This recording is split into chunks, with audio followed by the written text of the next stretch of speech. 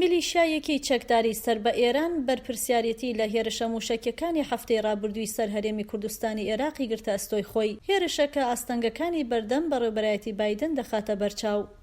بایدن ڕایگەیان کە جارێکی تر دەگەڕێتەوە بۆ سەر مێزی گفتوگۆکان لەسەر ڕێکەوتنی JCPOA ساڵی 2015 کە لە ئێران بە بەرجام ناسراوە.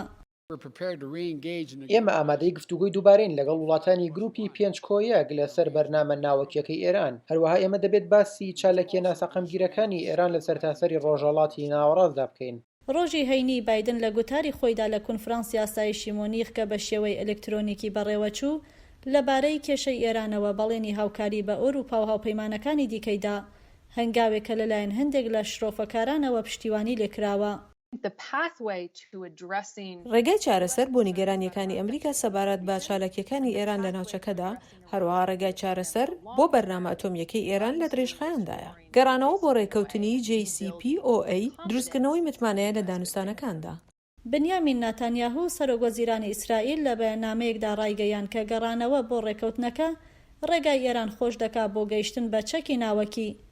ئێران دەستی کردووە بە پیتاندنی یۆرانیۆم بە ڕێژەی 20% کە لەسەرەوەی ئەو خاڵەیە کە لە ڕێکەوتنەکەدا بۆی دانرابوو، بەڵام ڕێژەکە 5% کەمترە لەو 90% کە بۆ چەکی ئەتۆمی پێویستیەتی. تاران ویستی خۆی بۆ گەڕانەوە بۆ گفتوگۆکانی پێشان داوە، بەڵام دژی هەر جۆرە گۆڕانکاریەکی ڕێکەوتنەکەی سەردەمی ئۆبامایە.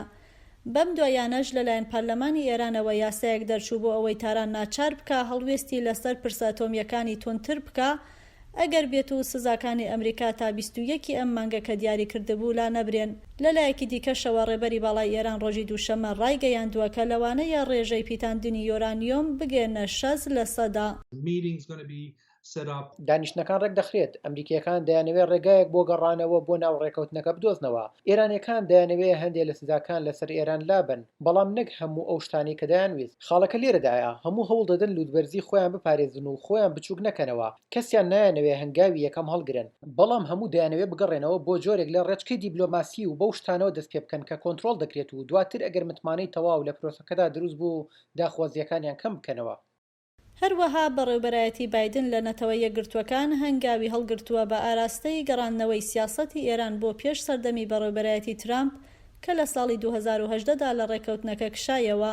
بەڵام گەڕانەوە بۆ بژاری دیپلۆماسی ئاسان نابێت و هێشتا پرسیارەکان زۆرترن لە وەڵامەکان.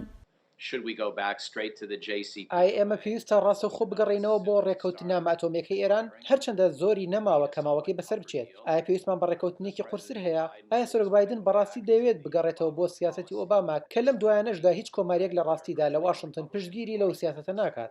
کێشێکی دیکەی سەرەکی ڕوبەڕووبوونەوە لەگەڵ دەستێوەردانە بەردەوامەکانی تارانە لە ناوچەکەدا، لەوانە لە یەمەن کە لە ڕێگای گروپەکانی سەر بە وڵاتەوە دژی سعودیە شەڕ دەکا. سەرەتای ئەم مانگە بەڕێوەبەرایەتی بایدن ڕایگەیان کە کۆتایی بە پشگیریەکان دێنێ لە هێرشە سەربازیەکان بە ڕابەرایەتی سعودیە و ئەو هەنگاوەشی وەک بەشێک لە گەڕانەوەکان بۆ جەخکردنەوەی ئەمریکا لەسەر دیپلۆماسیە ناودێر دەکا.